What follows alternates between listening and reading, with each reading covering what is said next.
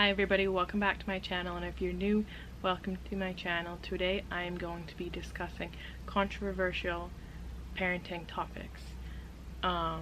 So these are just my beliefs. Whatever you want to do, you do. But anyway, let's get started. So the first one is how you give birth. Whatever you choose, it's up to you if you want to do a home birth or a hospital birth, or if you want to have a midwife or an OB or whatever. I mean, it doesn't matter once you and the baby are healthy. Personally, I prefer to have an OB and be in the hospital because I prefer to have an epidural. Now, I've only had one baby and it was vaginal birth, and I did have an epidural. And if and when I have another one, I definitely will go the same route and hopefully use the same doctor. I know some people have had very traumatic experiences with hospital births and different OBs and providers and anything like that, but luckily I had a good experience, and so I would choose to go that route again. But if you choose to have a scheduled C-section or do a water birth or whatever, you know, that's your choice, your baby, your body, do whatever you want. So the second topic is sleeping arrangements. We co-sleep, or bed share, I guess. Co-sleeping is technically just sleeping in the same room, but we bed share with my 18-month-old, me and my husband, and it works for us. Do whatever works for you, just like I said in my last topic. If I had a choice, I mean, I guess I do have a choice, but if I had it my way, he would sleep in his own bed, and he was sleeping in his own bed for about 2 months, I guess. Originally, he was sleeping in a pack and play next to my bed until he was about 8 months. And then he moved to his crib for about 2 months, and then we went on vacation, and after that he wouldn't sleep in his crib anymore. He would only sleep with us. So yeah, he's been sleeping with us for the past 8 months, and I personally sleep very well with him in the bed, and he sleeps pretty much all night, so that works out well. You know, if you do bed share, you just gotta be careful and know safe sleeping arrangements. The third topic is breast or formula. I personally think breast is best, but fed is also best. So do whatever makes you and your baby happy. Of course, formula, I don't think that formula is equal to breast milk. If you can and you want to breastfeed, then you should. But for whatever reason, if you can't, if you don't make enough milk, or you know, you're suffering from depression and you don't want to, or you know, just your baby doesn't latch well, you know, there is also pumping, which you can pump and feed through a bottle with breast milk, which is, I think, the next best thing to breastfeeding. But you know, if you can't, or you just don't want to, formula is fine, because obviously you don't want to starve your baby. But my son has never had a drop of formula, and any future babies I have, I plan to exclusively breastfeed them as well. So going off of that topic, the next topic is extended breastfeeding. And for me, I feel like it's whatever you and your child wants. If you want to breastfeed them until they're 2, 3, 4, 5, or however long, it's fine, whatever you want to do. Personally, my cutoff age is 2.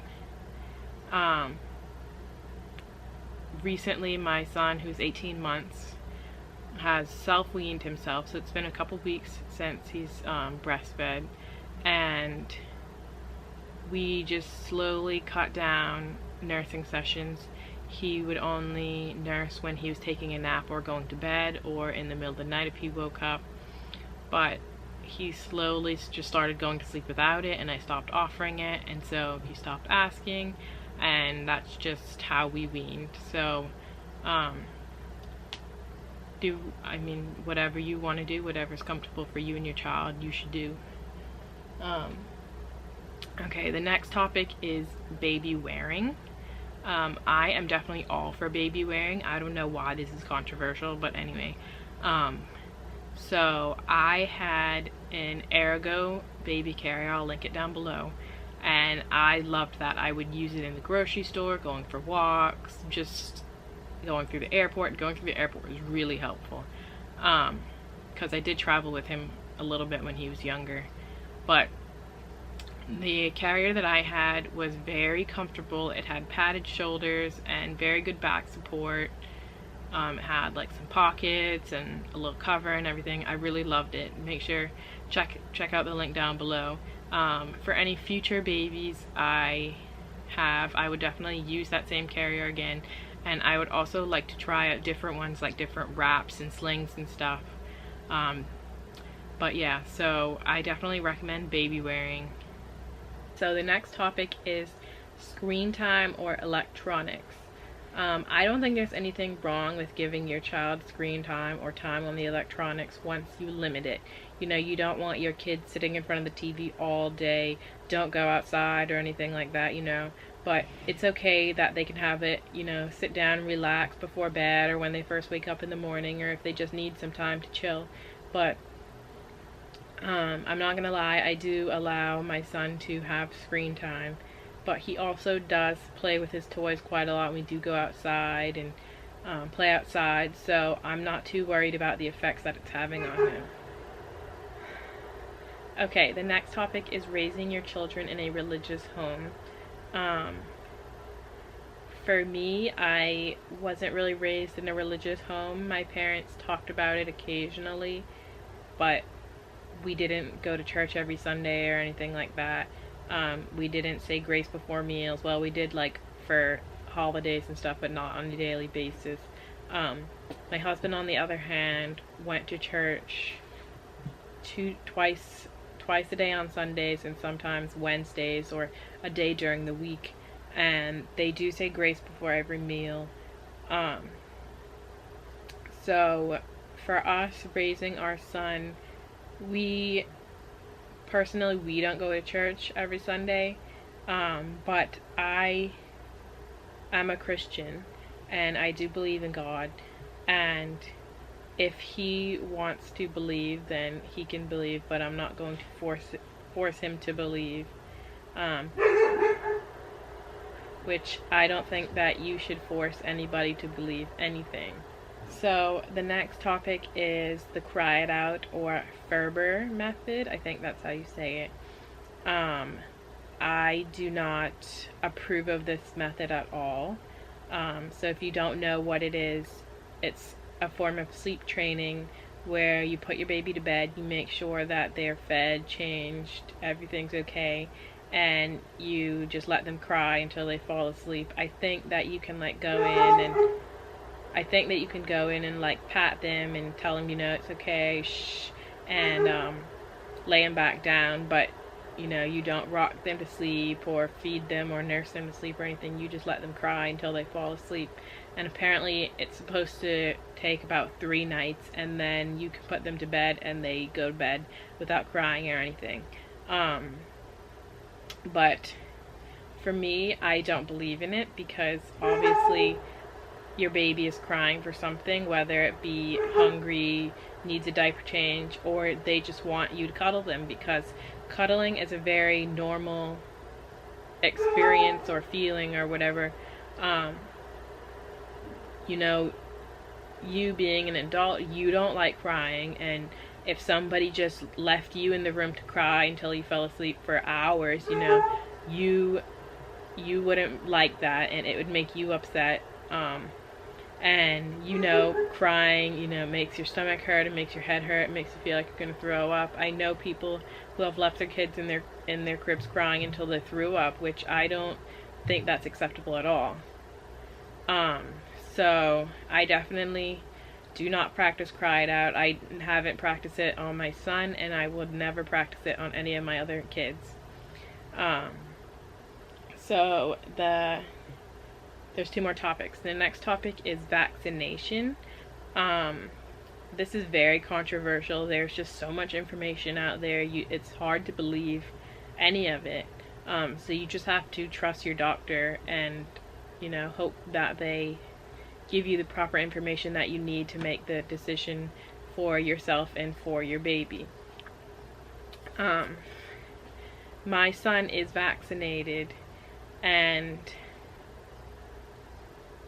I believe that vaccinations are good because they are obviously made for a reason, and obviously, whoever made them wanted to make money off of them, yes, but I don't think that they were doing it as a way to poison your child or give your child autism on purpose or anything like that. There's been so many studies done that prove that that is not the case. When my son does get vaccinations, I don't let him get more than 2 at a time, and I space them out. So it's normally 6 months or more between each one, usually. Sometimes there's one that is like 2.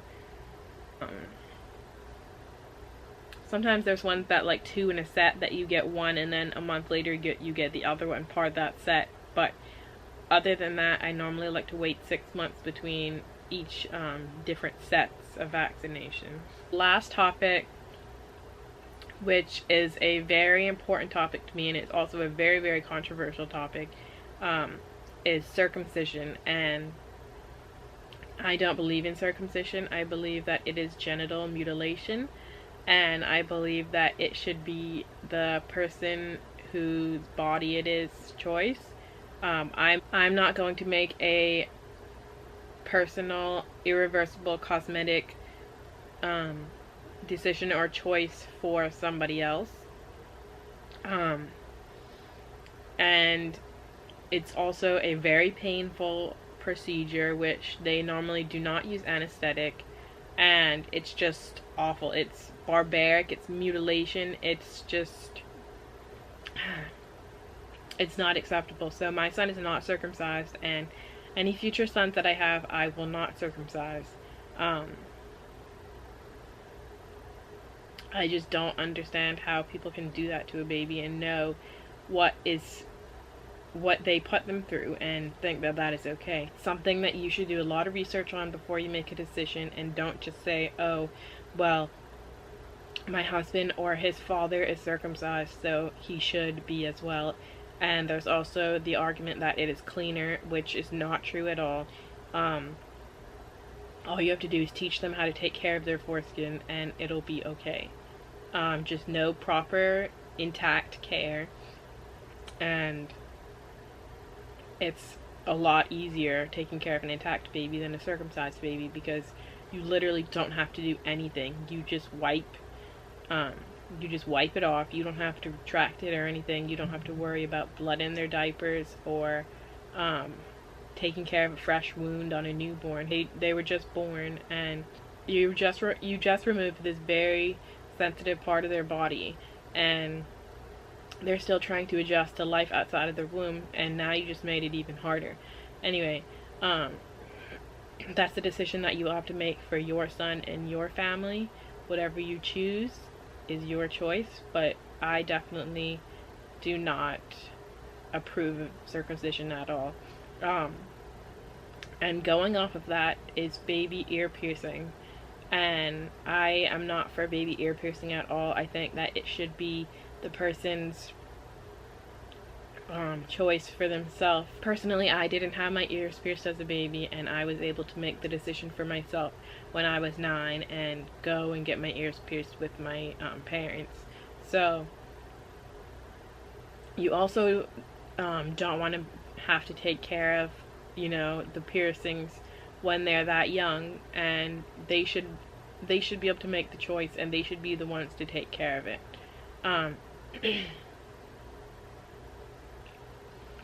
So that's basically all the topics that I have for today, and I hope that you enjoyed this video. If you did, please give it a like and subscribe, and let me know what other videos you would like me to do.